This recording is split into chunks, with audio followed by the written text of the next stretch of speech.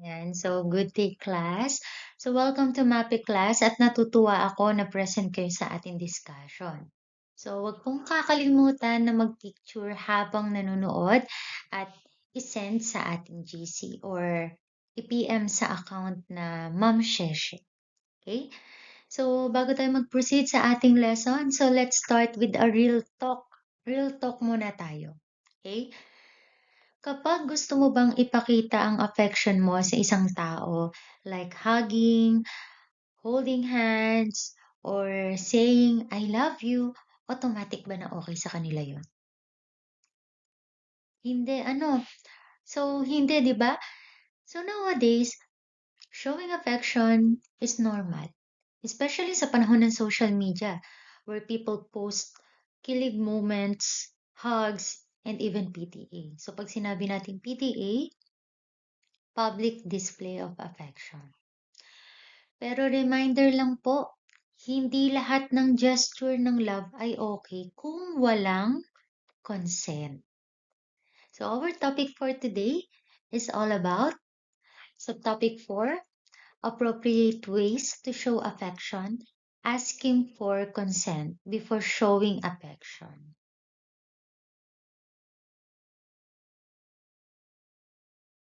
Okay, so ano nga ba ang consent?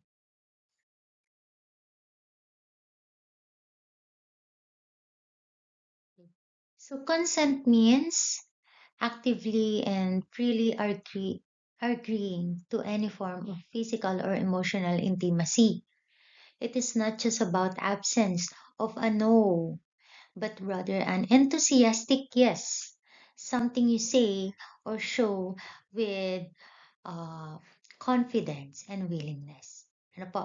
So consent is crucial for healthy relationship because it builds respect, safety, and mutual understanding.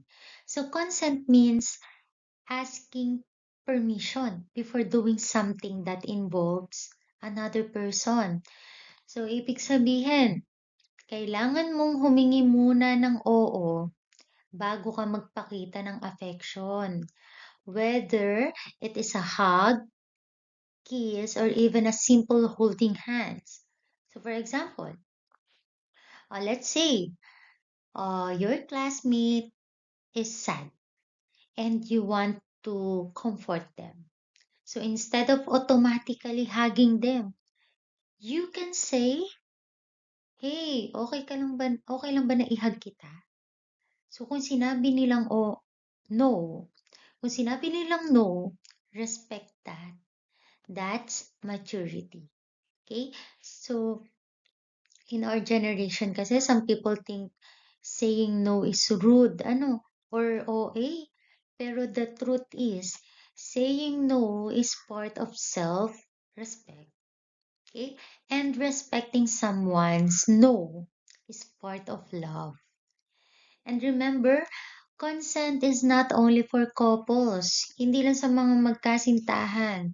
Hindi lamang sa mag-asawa. It applies to friends, classmates, and even um, online interactions. For example, huwag kang basta-basta magpo-post ng picture ng iba o magtatag ng walang permission. That's also a form of asking for consent. Hindi yung basta-basta ka nalang magpo-post ng picture niya na hindi niya alam. Ano? So, privacy yon. Okay?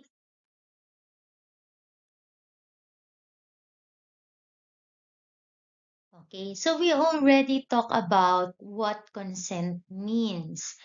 Now, let's talk about why it is so important to ask for consent before showing affection. Pag-usapan natin yan.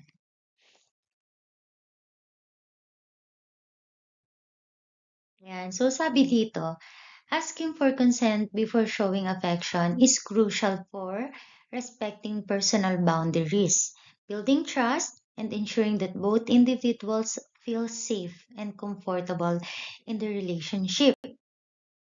It demonstrates respect for your partner's autonomy and feelings, fostering a healthier and more positive connection. Okay, so let's be honest, kasi minsan kapag close na tayo sa isang tao, sa kaibigan natin, sa classmate, or even special someone, we feel comfortable talaga. We feel comfortable showing affection, like hugging, holding hands, or saying, I miss you.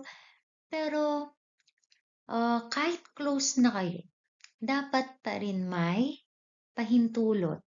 Dapat may permission pa rin. Ano po? Sabi diyan, asking for consent is important because it shows respect for a person's personal boundaries.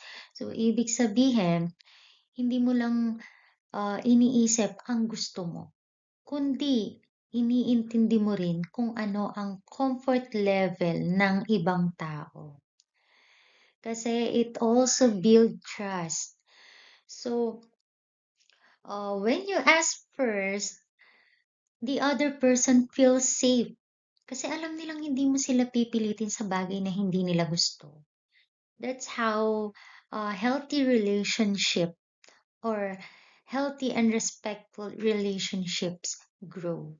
No po? So, remember, consent is not just about getting permission. It's about showing respect. Okay. All right, class.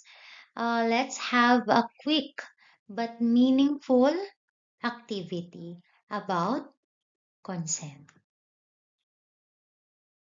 Okay, so in this activity, you will read different short situations. So parang mga real life scenarios. Then you will identify if consent was given or not. Then you will also explain your answer, showing how you can give or ask for consent respectfully.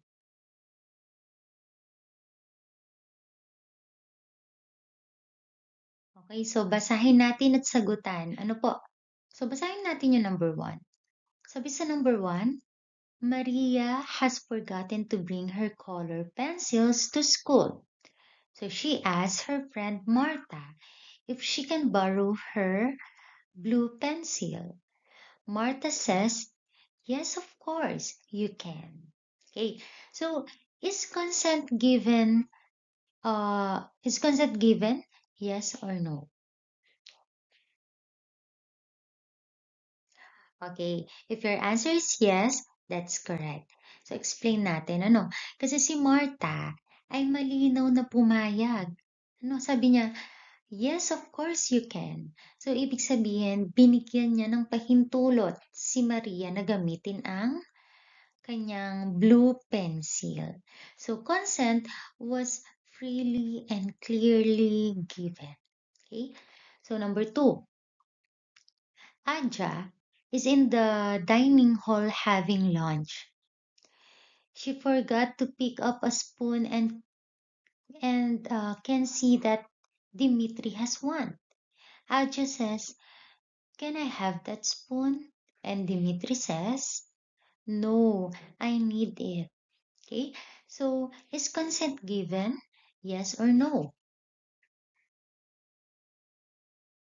Okay, if your answer is no, that's correct.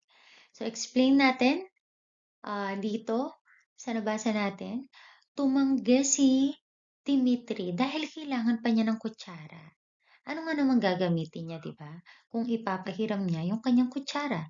So dahil may no, sabi niya, no, I need it.